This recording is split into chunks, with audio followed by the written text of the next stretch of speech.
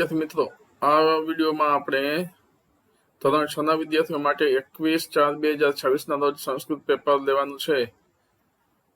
એના માટે મેં એક પેપર બનાવેલ છે, બ્લુપ્રિન્ટ પ્રમાણે છે. ચાલો આપણે જોઈએ. પ્રથમ પ્રશ્ન આપેલ છે, નીચેના વાક્યોનું અનુલેખન કરો. એમાં તમને કોઈ પણ વાક્યો આપેલા હશે એનું તમારે અનુલેખન કરવાનું રહેશે. જેમ કે અહમ ચિત્રશાળામ ગચ્છામિ, શીલમ સર્વત્ર વૈ ધનમ, મમ ધ્વજઃ ત્રિવર્ણઃ અસ્તિ, માતૃદેવો ભવ, ઉત્સવ પ્રિયા ખલુ જનઃ. તો આ રીતે તમને કોઈ પણ વાક્યો આપેલા હોય એનું તમારે અનુલેખન કરવાનું રહેશે. મિત્રો, હું છું અગ્રવાલ કિરણકુમાર બી અને મારી યુટ્યુબ ચેનલ અગ્રવાલ સરસ જ્ઞાન મંદિરમાં આપ સૌનું હાર્દિક સ્વાગત કરું છું. મિત્રો, આ પેપર સારું લાગે તો તમારા અન્ય મિત્રોને પણ શેર કરજો અને મારી યુટ્યુબ ચેનલને સબસ્ક્રાઇબ કરજો. ચાલો હવે આપણે બીજા પ્રશ્નો જોઈએ, કેવા કેવા પ્રશ્નો પૂછાઈ શકે છે. પ્રશ્ન છે, કૌંસમાં આપેલા ક્રિયાપદના યોગ્ય રૂપો વડે ખાલી જગ્યા પૂરીને વાક્ય બનાવો. અહીં તમને એક ઉદાહરણ આપેલ છે, અહમ પઠામી, અને તમને પઠ ક્રિયાપદ આપેલું છે. એની ઉપરથી આપણે જોઈએ તો અહમ અહીં ગચ્છ આપેલું છે તો બનશે અહમ ગચ્છામી. લીખ આપેલું છે એની ઉપરથી બનશે અહમ લીખામી. ખાદ ઉપરથી બનશે અહમ ખાદામી. નમ ઉપરથી બનશે અહમ નમામી અને ક્રીડ ઉપરથી બનશે અહમ ક્રીડામી. આવા બીજા કોઈ પણ શબ્દો તમને આપેલા હોઈ શકે છે. ત્યારબાદ જોડકા જોડો. એમાં અ વિભાગમાં નીલકંઠ, ફલમ પુષ્પમ ચ, નેત્રત્રયમ, ત્રિવર્ણ ધ્વજ, લોકમિત્ર. સામે છે શિવ, ભારત માતા, પુસ્તકમ વૃક્ષ અને મયુર. ચાલો આપણે જોઈએ કઈ રીતે જોડકા જોડી શકીશું. નીલકંઠ તો એમાં આવે છે નીલકંઠ મયુર. ત્યારબાદ છે ફલમ પુષ્પમ ચ, તો એના માટે આવશે 4 વૃક્ષ. નેત્રત્રયમ એના માટે આવે છે શિવ.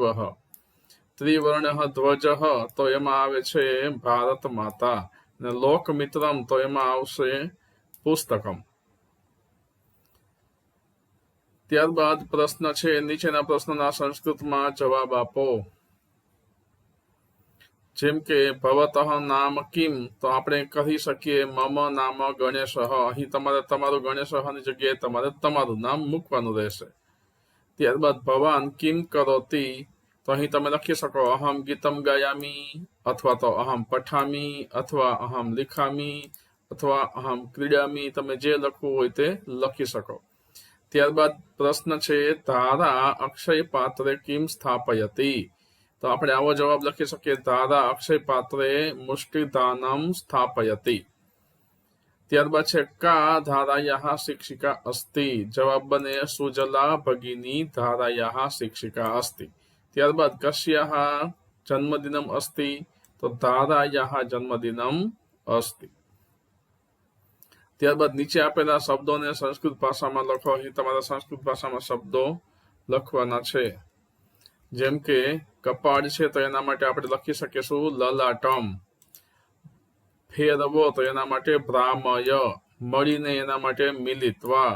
વાંચું છું એના માટે પઠામી. અને નાચું છું એના માટે નૃત્યામી. એ સિવાય પણ બીજા શબ્દો તમને આવી શકે છે.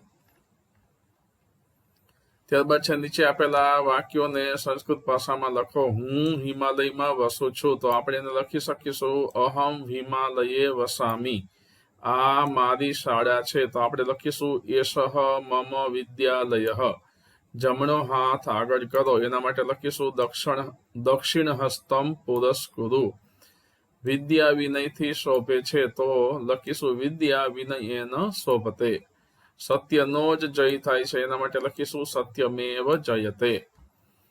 ત્યારબાદ મિત્રો, તમારે ચિત્ર ઓળખીને તેનું સંસ્કૃતમાં નામ લખવાનું છે. અહીં મેં તમને નામ આપેલા છે. પરીક્ષામાં કદાચ તમને સંસ્કૃતમાં નામ ન આપેલા હોય તો આ બધા ચિત્રોના નામ તમારે યાદ રાખવા જોઈએ અને પછી તમારે લખવાના હોય. જેમ કે આ પ્રથમ છે, દાંતનું ચિત્ર છે, તો આપણે લખીશું દંતાહા. ત્યારબાદ આ કાન છે, એના માટે સંસ્કૃતમાં શબ્દ છે કર્ણ. એમાં આવે છે કર્ણ. ત્યારબાદ આંખ છે, એના માટે સંસ્કૃતમાં બનશે નેત્રમ. હોઠ છે એના માટે ઓષ્ઠ. અને અહીં માથાના વાળ લઈએ તો આપણે કેશાહા એવું બને, અને મસ્તકમ એવું પણ લખી શકીએ. બેમાંથી જે લખીએ તે ચાલે. ત્યારબાદ છે ક્રિયા ઓળખો અને તમારે એને સંસ્કૃતમાં લખવાનું છે. અહીં પણ તમને ક્રિયા આપેલી હોય અથવા તો ન પણ આપેલી હોય, ચિત્ર જોઈને તમારે એના નામ સંસ્કૃતમાં લખવાના છે. જેમ કે અહીં તમે જોઈ શકો છો ખાવાની ક્રિયા કરે છે તો આપણે લખીશું ખાદતી. અહીં રમવાની ક્રિયા છે એટલા માટે ખેલતી અથવા તો ક્રીડતી, બે માંથી જે લખી શકો તે ચાલે. ક્રીડતી પણ લખાય. નૃત્યતી, અહીં તરે છે એટલા માટે તરતી અને લખે છે એટલા માટે લીખતી, એવો શબ્દ આપણે અહીં લખીશું. ત્યારબાદ મિત્રો એક ચિત્ર આપેલું છે, ચિત્રના આધારે આપણે શબ્દો, યોગ્ય શબ્દ પસંદ કરીને ખાલી જગ્યામાં મૂકવાના છે. જેમ કે અહીં તમે ચિત્ર જોઈ શકો છો કે સ્કૂલ છે, વિદ્યાર્થીનીઓ છે, વિદ્યાર્થીઓ છે, અને અહીં હિંચકે હિંચકે છે, અહીં લપસીએ છે, એક બાળક છે એ લપસીએ ખાય છે, અને અહીં વૃક્ષો ને એવું બધું છે. તો ચાલો આપણે જોઈએ હવે શું આપણને આપેલું છે. તો એ સહ મમ ખાલી જગ્યા, એમાં આપે છે વિદ્યાલય ગૃહમ કે ગ્રામમ. તો આપણે જોઈ શકીએ છીએ કે આ વિદ્યાલય છે, તો અહીં આપણે લખીશું વિદ્યાલય. ત્યારબાદ અહમ ખાલી જગ્યા વિદ્યાલયમ ગચ્છામી પ્રતિ માસમ, પ્રતિ વર્ષમ કે પ્રતિદિનમ. તો અહીં આવે છે આપણે પ્રતિદિનમ એવું લખીશું. પણ મિત્રો અહીં એક ખાસ એ ધ્યાનમાં રાખવાનું છે કે જ્યારે કોઈ પણ આપણને શબ્દ આપેલો હોય તો એમાં હલંત મ પાછળ આપેલો હોય છે હંમેશા. અને જ્યારે એ જ હલંત મ વાળા શબ્દનો આપણે ઉપયોગ કરતા હોઈએ તો અહીં તમે જોઈ શકો છો કે અહીં હલંત મ આપેલો છે,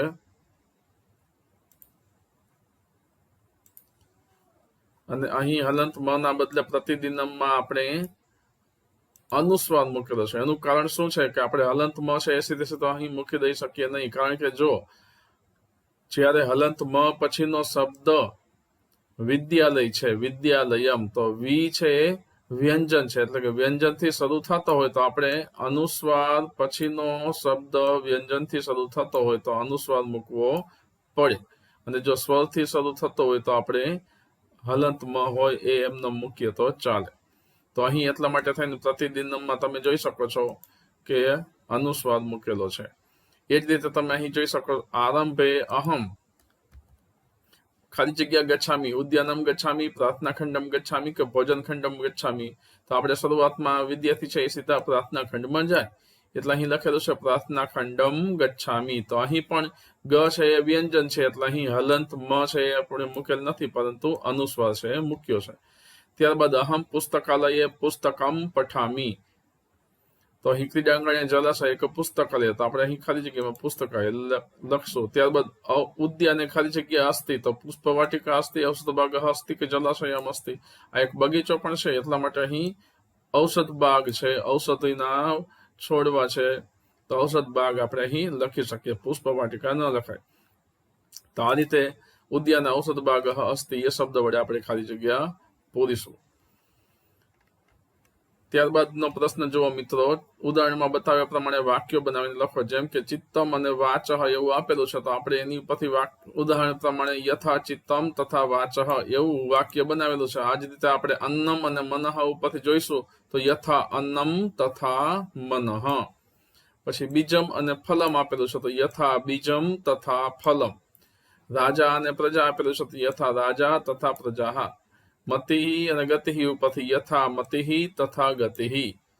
માતા અને પુત્રી એની ઉપરથી યથા માતા તથા પુત્રી. તો યથા એટલે જેમ કે જેવું અન્ન તેવું મન, જેવું બીજ તેવું ફળ, જેવો રાજા તેવી પ્રજા, જેવી મતિ તેવી ગતિ, અને જેવી માતા તેવી પુત્રી. તો આ રીતે આપણે એને લખવાનું છે. મિત્રો હવે પ્રશ્ન 5મો જોઈએ. ઉદાહરણમાં દર્શાવ્યા મુજબ વાક્યો બનાવીને લખો. જેમ કે ઉદાહરણ આપેલ છે ચિત્તમ અને વાચ, એની ઉપરથી વાક્ય બનાવેલ છે યથા ચિત્તમ તથા વાચ. હવે આપણે અન્નમ અને મનઃ આપેલું છે, તેની ઉપરથી વાક્ય બનાવીશું યથા અન્નમ તથા મનઃ, જેવું અન્ન તેવું મન. બીજમ અને ફલમ એની ઉપરથી બનશે યથા બીજમ તથા ફલમ. રાજા અને પ્રજા ઉપરથી બનશે યથા રાજા તથા પ્રજા. મતિ અને ગતિ ઉપર બનશે યથા મતિ તથા ગતિ. માતા અને પુત્રી ઉપરથી બનશે યથા માતા તથા પુત્રી. હવે આગળ જોઈએ. ઉદાહરણ પ્રમાણે આપણે પ્રશ્ન વાક્ય બનાવવાના છે. ઉદાહરણ આપેલું છે માતા શિવ મંદિરમ ગચ્છતિ, એની ઉપરથી પ્રશ્નાર્થ વાક્ય બનાવેલું છે માતા કુત્ર ગચ્છતિ. અહીં શિવ મંદિરની જગ્યાએ શિવ મંદિરમ એની જગ્યાએ કુત્ર ક્યાં એવું આપણે લગાવવાનું છે. તો ચાલો આપણે વાક્ય જોઈએ. રામસ્ય વાટિકા નદી તટે અસ્તિ. રામની વાટિકા નદી તટે છે. તો અહીં નદી તટેની જગ્યાએ તમારે ક્યાં છે એવું પૂછવું હોય તો આપણે નદી તટે એવો જવાબ આવે. તો કુત્ર એટલે નદી તટે કુત્ર લગાવી દો તો વાક્ય બની જશે કે રામસ્ય વાટિકા કુત્ર અસ્તિ. એ જ રીતે મહેશ પુસ્તકાલયમ ગચ્છતિ. મહેશ પુસ્તકાલયે જાય છે. મહેશ ક્યાં જાય છે? તો મહેશ કુત્ર ગચ્છતિ. સુરેશસ્ય માતુલ ગૃહમ જામનગરે અસ્તિ. સુરેશનું મામાનું ઘર જામનગરમાં છે. તો આપણે લખીશું સુરેશસ્ય માતુલ ગૃહમ કુત્ર અસ્તિ. સુરેશસ્ય માતુલ ગૃહમ કુત્ર અસ્તિ. ત્યારબાદ દિનેશ પ્રાર્થના ખંડે પ્રાર્થના કરોતિ. દિનેશ પ્રાર્થના ખંડમાં પ્રાર્થના કરે છે. તો આપણે પ્રશ્ન પૂછવો હોય તો બનાવી શકીએ ક્યાં. તો દિનેશ પ્રાર્થના ખંડમાં પ્રાર્થના કરે છે. ક્યાં પ્રાર્થના કરે છે? પ્રાર્થના ખંડમાં. તો અહીં કુત્ર પ્રાર્થના ખંડે એની જગ્યાએ આપણે કુત્ર એવો પ્રશ્નાર્થ શબ્દ મૂકીશું એટલે વાક્ય બની જશે. ત્યારબાદ નીચે આપેલા પદ્યોને પૂર્ણ કરો. 3 માંથી કોઈ પણ 2. તમને અહીં કોઈ પણ પદ્યો આપેલા હોય તો તમારે એને પૂર્ણ કરવાના રહેશે. મેં અહીં આવા આપેલા છે, જોઈએ. પ્રથમ છે દક્ષિણ પાદમ અને ગોલાકારમ સ્વયં ભ્રમ. તો મિત્રો આ જે તમારી દક્ષિણ પાદમ પુરસ્કૃત કવિતા છે એ પાકી કરી નાખજો. પછી હસ્તસ્ય પુષ્ણમ દાનમ એવા બધા જે શ્લોકો આપેલા છે એ, અને ભવતુ ભારતમ, એ 3 વસ્તુ તમે તૈયાર કરી નાખશો એટલે આ 10 માર્ક્સનો પ્રશ્ન છે એ તમને આવડી જશે. તો મિત્રો આશા તો અહીં સંસ્કૃતનું પેપર છે પૂર્ણ થાય છે. મિત્રો આશા છે આ પેપર તમને ખૂબ જ ઉપયોગી થશે.